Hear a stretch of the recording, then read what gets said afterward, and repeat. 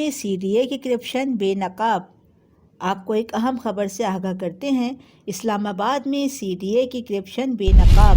Report سردار ناصر خان بلوچ اسلام آباد سے۔ موضع میرا بیری کے متاثرین کے ساتھ فراڈ۔